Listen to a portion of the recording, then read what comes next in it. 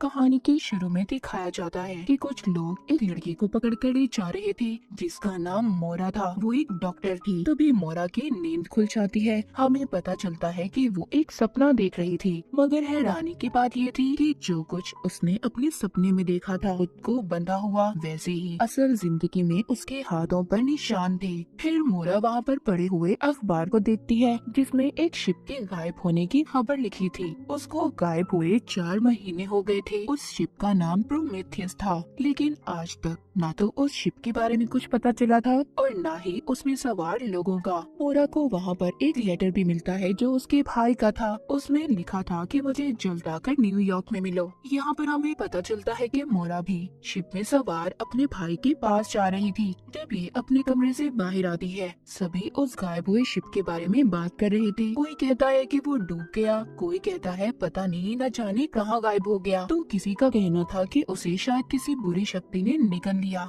मोरा भी इसी शिप में बैठी सभी लोगों की बातें सुन रही थी। तभी उधर इन्हीं बातों के दौरान एक लड़का आता है जो कहता है, प्लीज अगर यहाँ पर कोई डॉक्टर है तो मेरे साथ चले, मेरी बहन बहुत बीमार है। तभी उधर कुछ गार्ड आते हैं जो उस लड़के को पकड़कर साथ ले जाते हैं। दरअसल ये लड़का शिप के दूसरे हिस्से से आया था जहाँ पर सभी गरीब लोग थे और इनका इस हिस्से में आना मना था जहाँ पर सब अमीर लोग थे। तभी मोरा उस लड़के के पीछे पीछे जाती है और उनको कहती है कि मैं डॉक्टर हूँ। मोरा उसकी बहन का इलाज करती है। उसने उसको बचा लिया था। उस लड़के की बहन दरअसल माँ बनने वाली थी। तभी उसकी छोटी बहन मोरा के पास आती है और उसे कहती है, तुम्हारा शुक्रिया कि तुमने मेरी बहन की जान बचाई। मैं भी बड़ी होकर डॉक्टर बनना चाहती हूँ, सिर्फ तुम्हारी तरह। फिर इसी शिप में हम एक कपल को देखते हैं जो आपस में झगड़ा कर रहे थे क्योंकि उस लड़की के हस्बैंड को दौरे पड़ा करते थे और वो अपने हस्बैंड के साथ नहीं रहना चाहती थी। मोरा जब शिप के उस हिस्से में थी जहाँ पर सभी गरीब लोग थे तो अचानक से उसका दम घुटने लगता है और वो बाहर आ जाती है। शिप का कैप्टन उससे कहता है कि क्या तुम नहीं जानती यहाँ पर आना सख्ती से मना है। मोरा कहती है, नहीं मैं नहीं जानती, और ऐसा घटिया असूल किसने बनाया है कि हम गरीबों की मदद नहीं कर सकते। तभी इनके पास 2 गार्ड आते हैं और इन्हें बताते हैं कि जल्दी हमें इस शिप को दूसरी साइड पर लेकर जाना होगा। इसी शिप में हम 2 और मुसाफिरों को देखते हैं जो दोनों भाई थे। जब ये इस शिप की डायरेक्शन को मुड़ता हुआ देखते हैं तो परेशान हो जाते हैं क्योंकि उन्हें लग रहा था कि शिप वापस जा रहा है। कोई भी दोबारा से वापस नहीं जाना चाहता था। जिसके बाद मोरा दोबारा से कैप्टन के पास जाती है जो बैठा शराब पी रहा था। मोरा उसे कहती है, क्या गायब हुआ शिप मिल गया है? कैप्टन कहता है, नहीं, पर हाँ हमें कुछ पता चला है उस शिप के बारे में। हो सकता है वो गायब हुआ शिप प्रोमेथियस ही हो, पर उसको गायब हुए 4 महीने हो चुके हैं और हम नहीं जानते कि उसमें सवार लोग जिंदा भी हैं या मर चुके हैं। कैप्टन मोरा से पूछता है, क्या उस शिप में तुम्हारा कोई अपना था? तो वो कहती है, नहीं। इसके बाद कैप्टन सभी मुसाफिरों को जमा करता है और बताता है कि हमें एक शिप के बारे में पता चला है। उसने हमारे पास मदद के लिए मैसेज भेजा है। हो सकता है कि वो इसी कंपनी का गायब हुआ शिप प्रोमेथियस ही हो, इसीलिए हम सब उसकी तरफ जा रहे हैं उसकी मदद करने के लिए। ये सुनकर सभी बहुत ज्यादा गुस्सा हो जाते हैं क्योंकि वो वक्त पर अमेरिका पहुंचना चाहते थे। ऊपर शिप की छत पर मौजूद मोरा और कैप्टन दोनों मिलकर जो बातें कर रहे थे तभी वो दूर एक शिप को देखते हैं। इनको ऐसा लग रहा था कि वो प्रोमेथियस ही होगा। सब मुसाफिर उसे देखकर डर जाते हैं। कैप्टन भी अपनी कंपनी में ये खबर भिजवा देता है कि प्रोमेथियस मिल गया है। फिर वो दूसरे लोगों से बात करता है और उन्हें कहता है कि हमें उस तरफ जाना होगा, पर दूसरा कैप्टन कहता है, नहीं नहीं, हमें वहाँ जाने में खतरा हो सकता है। मोरा कहती है, मैं भी आप लोगों के साथ जाना चाहती हूँ। हो सकता है कि वहाँ पर कोई बीमार हो जिसको डॉक्टर की जरूरत हो और मैं एक डॉक्टर हूँ। ये सब अब उस शिप पर जाने के लिए तैयार थे। तभी एक मुसाफिर कहता है कि समंदर कितना खामोश है, हवा रुक चुकी है, कुछ तो गड़बड़ है। वो डर जाता है और उस शिप पर जाने से मना कर देता है। कैप्टन उस आदमी को छोड़कर किसी और को अपने साथ ले जाता है। अब ये सब उस शिप पर पहुंच गए थे। जब वहाँ पर जाकर ये देखते हैं तो इन्हें कोई भी नहीं मिलता और जो उस शिप का कंट्रोल रूम था वो सारे का सारा टूटा हुआ था। ये डर जाते हैं और सोचते हैं कि अगर ये टूटा हुआ है तो हम लोगों को सिग्नल किसने भेजे, किसने हमें मदद के लिए मैसेज किया। तभी हम देखते हैं कि एक आदमी तैरता हुआ शिप में चढ़ जाता है। उधर शिप में कैप्टन और उसके साथी एक कीड़े का पीछा करते हुए एक कैबिनेट तक पहुंच गए थे जिसको कोई जोर जोर से खटखटा रहा था। मोरा उस कैबिनेट को खोल देती है जिसमें से एक बच्चा निकलता है। ये सब के सब उसे देखकर हैरान हो गए थे। सब उसे सवाल करते हैं कि तुम कैसे जिंदा हो, बाकी सब लोग कहाँ पर हैं और तुम्हें यहाँ पर बंद किसने किया। पर वो बच्चा इनकी किसी भी बात का कोई भी जवाब नहीं दे रहा था। इनको पिरामिड जैसा एक ऑब्जेक्ट दिखाता है। अब खैर ये सब के सब उस बच्चे को लेकर दोबारा से अपने शिप पर आ गए थे। तभी एक आदमी कैप्टन के पास आता है और उसे कहता है कि कंपनी से मैसेज आया है कि अगर प्रोमेथियस शिप तुमको मिलता है तो उसको डुबा दो। ये सुनकर कैप्टन जब कंट्रोल रूम में जाता है तो वहाँ पर सभी कंपास ने चलना बंद कर दिया था। सभी लोग शिप में मौजूद बहुत ज्यादा परेशान थे। वो सोच रहे थे कि जितने भी मुसाफिर प्रोमेथियस पर थे वो कहाँ गए, कहाँ गायब हो गए और वो बच्चा वहाँ पर 4 महीने तक कैसे जिंदा रहा। सब के सब इन्हीं सोचों में गुम थे और जल्द ही ये सब इस शिप से दूर जाना चाहते थे। मोरा जब अपने कमरे में थी तो वो उसी पिरामिड को देखती है जो उसको उस बच्चे ने दिया था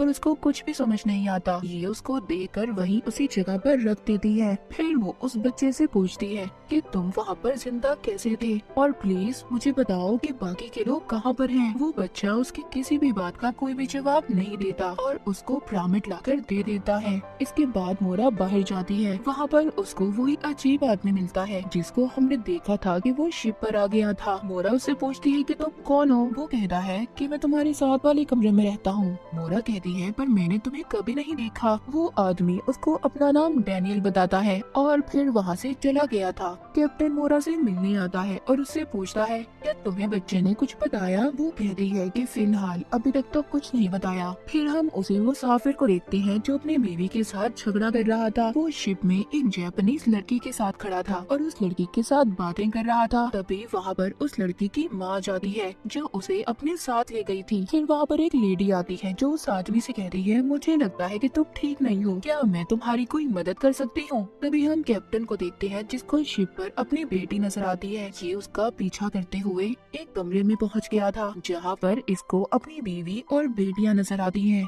जो इसका वहाँ पर इंतजार कर रही थी। पर अचानक से वहाँ पर आग लग जाती है। कैप्टन दूर जाकर गिरता है। उसको वही कीड़ा नजर आता है जो उन्होंने प्रोमेथियस शिप पर देखा था। उसको वहाँ पर एक सीढ़ी भी दिखाई देती है जिस पर वो चढ़कर सीधा अपने कमरे में पहुँच गया था। फिर ये दोबारा से जब चेक करने जाता है तो नीचे कुछ भी नहीं था। चारों तरफ दीवारें थी। उधर मोरा कमरे में बैठी जब उस बच्चे से बातें कर रही थी तो वो उसकी गर्दन पर एक निशान देखती है। जब वो उस निशान को छूने लगती है तो बच्चा उसका हाथ पकड़ लेता है और उसको कहता है चुप। इतना कहकर वो वहाँ से चला जाता है। तभी उधर कमरे में कैप्टन आ जाता है जो उस बच्चे पर बहुत ज्यादा गुस्सा कर रहा था और उससे पूछता है बताओ तुम कौन हो और कहाँ से आए हो और उस शिप पर क्या हुआ था। मोरा कैप्टन को बाहर ले जाती है और उसे कहती है ये क्या कर रहे हो तुम। वो कैप्टन उससे कहता है कि कुछ तो गड़बड़ है, मुझे इस शिप पर अपनी बेटी दिखाई दी जो मर चुकी है। ये बातें सुनकर वहाँ पर डैनियल भी आ गया था जिसके बाद कैप्टन वहाँ से चला जाता है। फिर हम एक आदमी को देखते हैं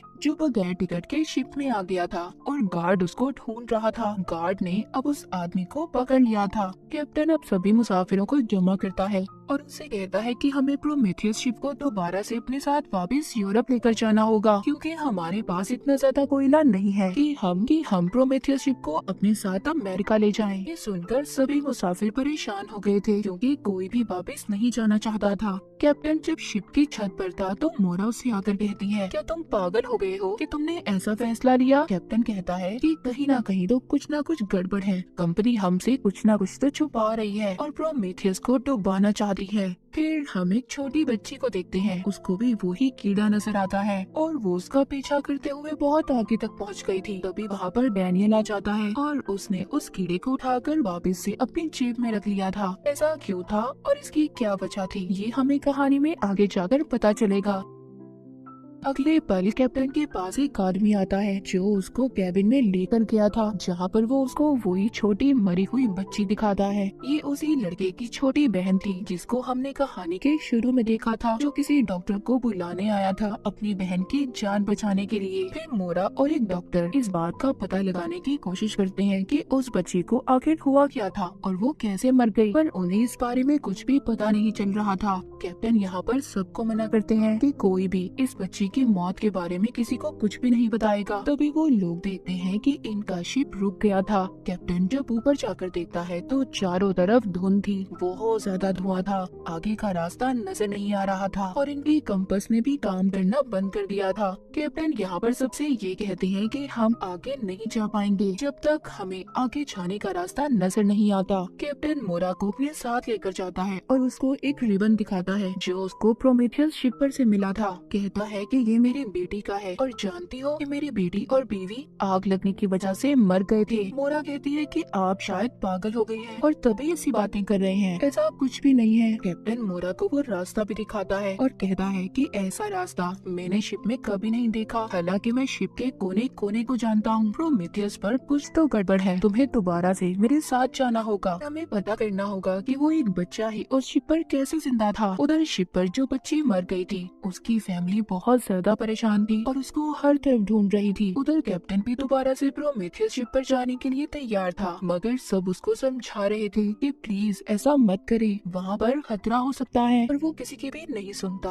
और मोरा को लेकर उस शिप के लिए निकल जाता है। शिप पर गार्ड उस फैमिली की बच्ची को भी बता देता है कि वो मर चुकी है। उसकी बहन उसकी लाश को उठाकर अपने हिस्से में ले आती है, जहाँ पर उसका भाई भी जब अपनी छोटी बहन को मरा हुआ देखता है तो बहुत ज्यादा गुस्सा करता है और गुस्से में शिप की खिड़कियों को भी तोड़ देता है। जब गार्ड बाहर आकर देखता है तो शिप में और भी बहुत से लोग थे जो मर चुके थे। उधर कैप्टन भी मोरा के साथ प्रोमेथियस शिप में चीजों को ढूंढ रहा था। उन्हें वहाँ की जमीन में वैसा ही खुफिया दरवाजा नजर आता है जैसा कैप्टन ने अपने कमरे में देखा था। मोरा जब चेक करने जाती है तो उसे वहाँ पर कुछ भी नहीं मिलता। इधर शिप में वो छोटा बच्चा ब्राह्मण को लेकर बेड के नीचे था। तभी वहाँ पर डैनियल आ जाता है। वो उससे पूछता है क्या तुम्हें वो मिला, जिस बात पर वो बच्चा नाम ही सर हिलाता है। इसका मतलब ये था कि डैनियल और वो छोटा बच्चा दोनों एक दूसरे को जानते थे, पर आपस में क्या लगते हैं ये अभी तक इस कहानी में नहीं पता चला। उधर शिप में मोरा और कैप्टन बर्नर को चेक कर रहे थे। उन्हें ऐसा लग रहा था कि शायद यहाँ के लोग जलकर मरे हों। इसी दौरान वहाँ पर कैप्टन को मुसाफिरों की लिस्ट मिलती है जिसको वो मोरा से छुपा लेता है और अपने पास रख लेता है। शिप में गार्ड सभी लोगों के पास जाता है और उन्हें कहता है कि हमारे लोग मर रहे हैं, हमें कुछ ना कुछ करना होगा और सब में बंदूकें बांट देता है। कहता है हमें खुद ही शिप को चलाना होगा।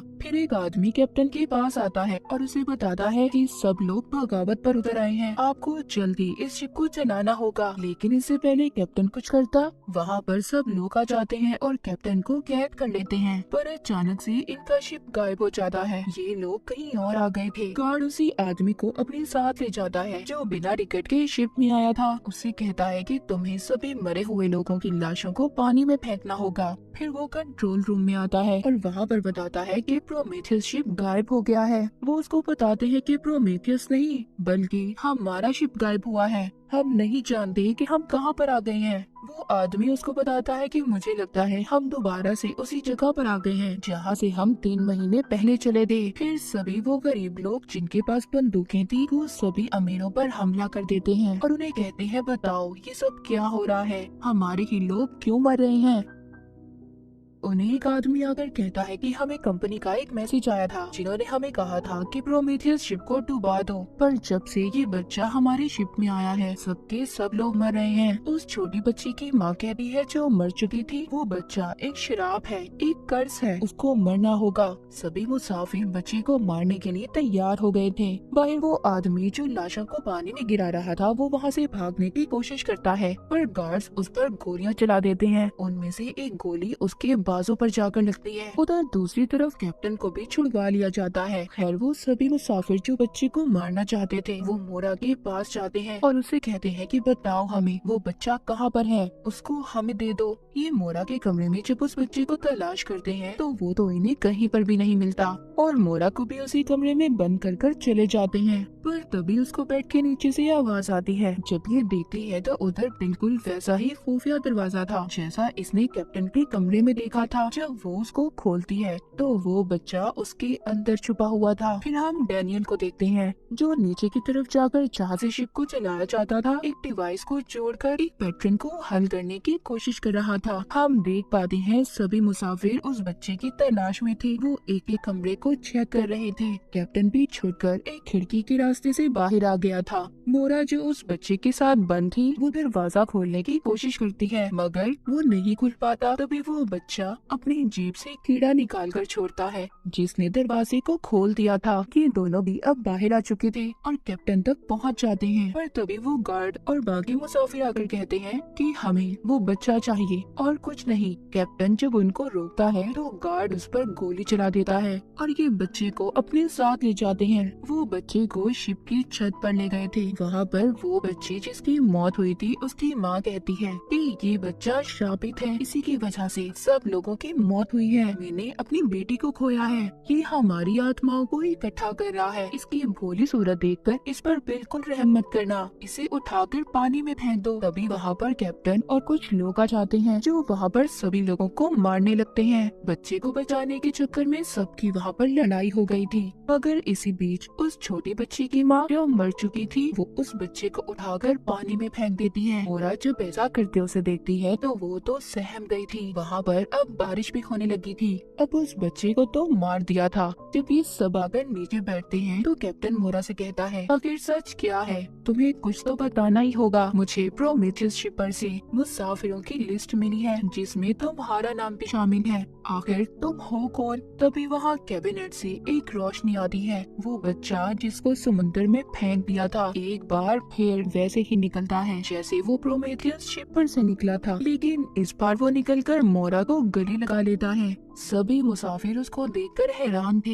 यहाँ पर क्या हो रहा था किसी को कुछ भी समझ नहीं आता। पहले तो सब उस बच्चे के बारे में जानना चाहते थे मगर अब सब मोरा के बारे में भी जानना चाहते थे कि आखिर वो कौन थी और उसका नाम प्रोमेथियस शिप के मुसाफिरों में कैसे था। अब यहाँ पर हम मोरा की पुरानी जिंदगी को देख पाते हैं जहाँ पर उसने मेंटल असाइलम के कपड़े पहने हुए थे। पर तभी उसको पकड़ लिया जाता है। वो एक आदमी से कह रही थी कि मैं जानती हूँ कि तुमने प्रोमेथियस और बाकी शिप के साथ क्या किया है। और ये वही सीन था जो हमने कहानी के शुरू में देखा था। फिर उसको कुछ लोग पकड़कर एक चेयर पर बिठाते हैं और उसके गले में इंजेक्शन लगाया जाता है। वो भी होश हो गई थी मगर जब उसको होश आता है वो दोबारा से खुद को शिप में पाती है जहाँ पर अब शिप के सभी मुसाफिरों ने उस बच्चे को दोबारा से कैबिनेट में बंद कर दिया था। और जब उस बच्चे को निकालने के लिए आगे बढ़ती है तभी एक मुसाफिर उस पर गोली चला देता है। डैनियल उसको बचाने के लिए आता है। उस वक्त सब कुछ रुक गया था। मोरा ने भी उस बच्चे को बाहर निकाल लिया था। जब वो उसे पूछती है कि क्या हुआ वो उसको कुछ भी नहीं बताता और उसको अपने साथ ले जाता है। लेकिन जिसके बाद सब कुछ ठीक हो गया था कैप्टन डैनियल को पकड़कर पूछता है कि आखिर सब चल क्या रहा है। मैंने तुम्हें खुद मोरा से बात करते हुए सुना है, क्या तुम दोनों मिले हुए हो? और वहाँ पर वो लड़की कैप्टन को शांत होने का कहती है जिसकी छोटी बहन मर चुकी थी। लेकिन एकदम से वक्त रुक गया था। उनको घड़ी के चलने की जोर जोर से आवाज आती है। सब हिप्नोटाइज हो गए थे। देखते ही देखते शिप के सभी मुसाफिर शिप पर से पानी में कूदने लगते हैं। ये सब देखकर मोरा दोबारा से उस बच्चे से पूछती है सब क्या है और ये सब क्या चल रहा है। वो बच्चा उसको एक कागज पर लिख कर देता है कि खामोश हो जाओ, हमें कोई सुन रहा है।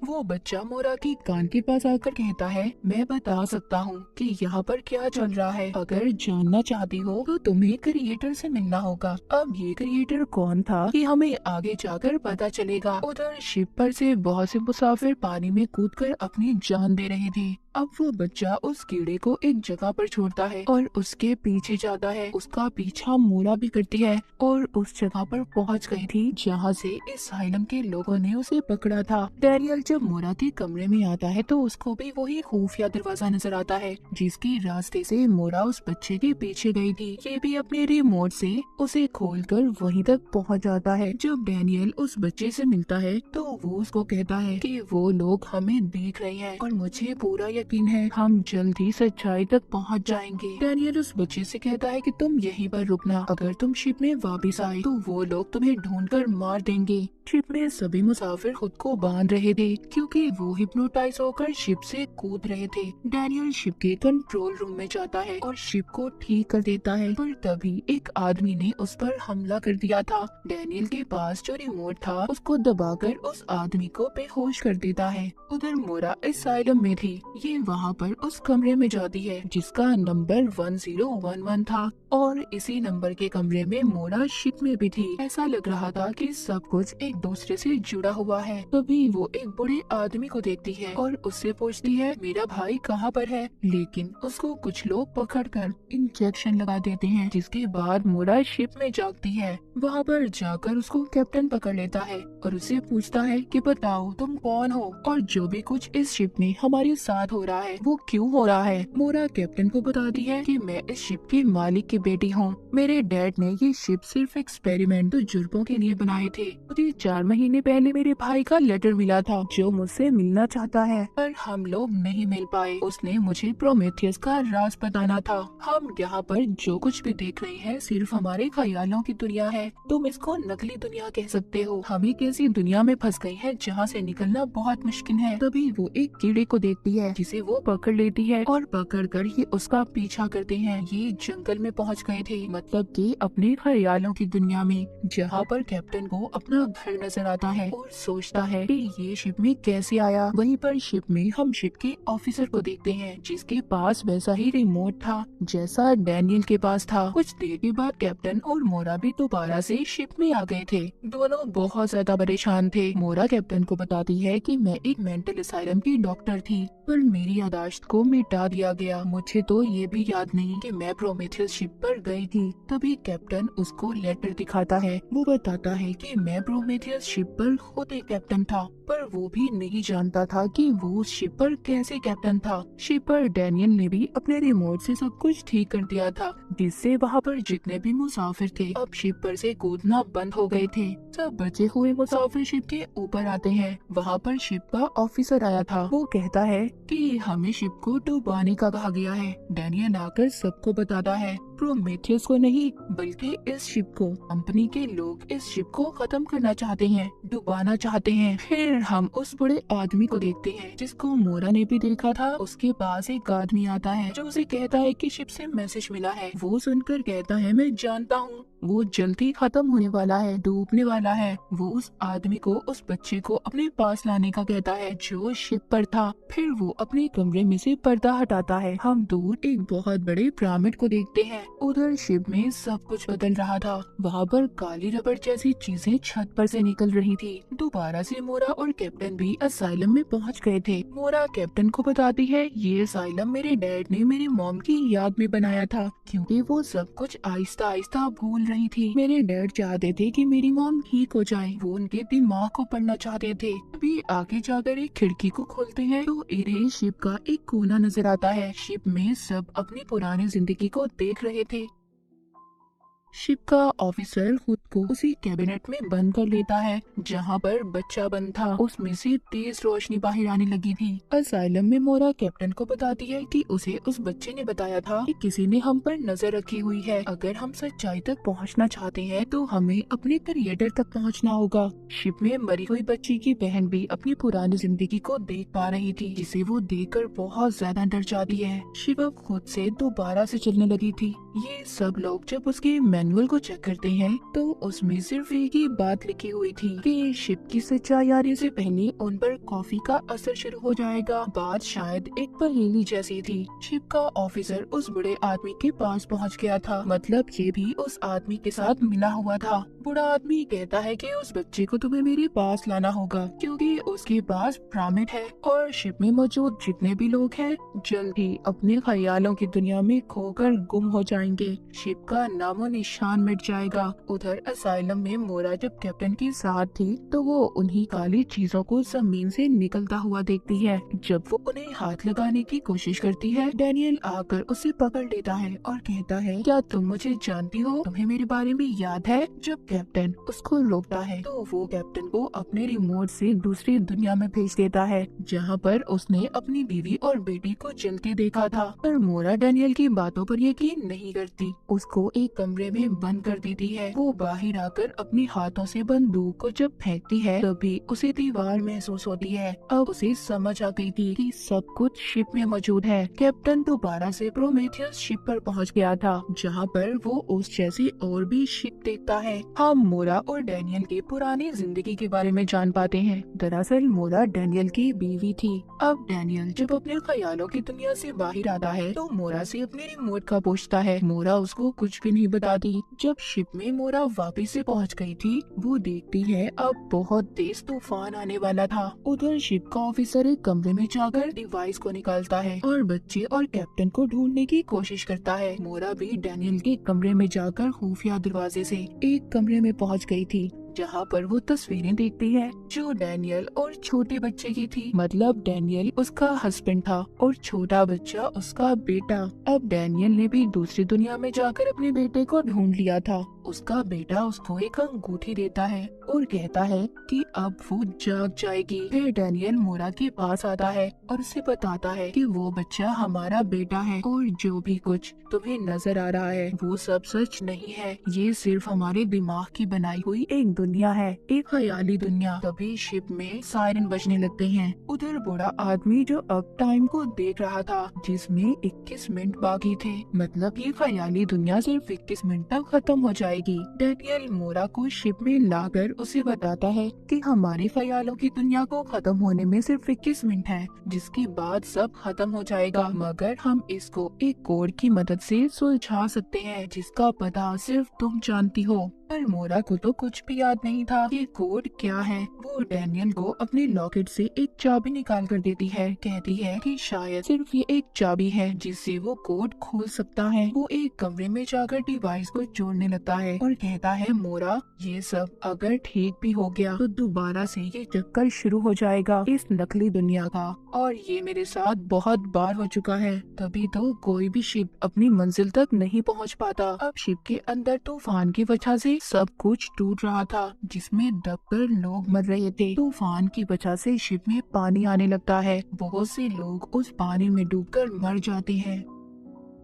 उधर बूढ़े आदमी के पास शिप का ऑफिसर आता है। उस बच्चे को लेकर एक माइक के जरिए वो बूढ़ा आदमी डैनियल और मोरा से बात करता है। कहता है कि अगर तुम अपने बेटे को बचाना चाहते हो तो तुम्हें मुझे वो चाबी देनी होगी जो तुम्हारे पास है। डैनियल सब मान जाता है और आने के लिए तैयार था। उस बूढ़े आदमी के पास वही पिरामिड था जिसको वो खोलता है। उसमें एक की होल था, उसी में वो चाबी लगनी थी। टाइमर में भी 10 सेकंड बाकी थे। मतलब फुल शिप भी गायब होने वाला था। उसको भी उसी जगह पर भेजा जा रहा था जहाँ पर आज तक सभी शिप्स गायब हुए थे, यानी कि शिप के कब्रिस्तान में। शिप को भी सबके साथ खड़ा किया जा रहा था जो आज तक गायब हुए थे। सभी मुसाफिर शिप के ऊपर थे और सोच रहे थे कि उनके साथ क्या हो रहा है। कैप्टन अब दोबारा से शिप पर आ गया था और मोरा से पूछता है कि सब क्यों ऐसे क्यों है हमारे साथ, कोई भी नहीं जान पा रहा इसके पीछे राज क्या है। मोरा सबको बताती है कि मेरे डैड ने इस शिप को सिर्फ तजुर्बे के लिए बनाया था और आप सब लोग जो देख पा रहे हैं, महसूस कर रहे हैं, सब एक नकली दुनिया है और कुछ भी नहीं। वो कहती है मेरी यादाश्त को मिटा दिया गया है,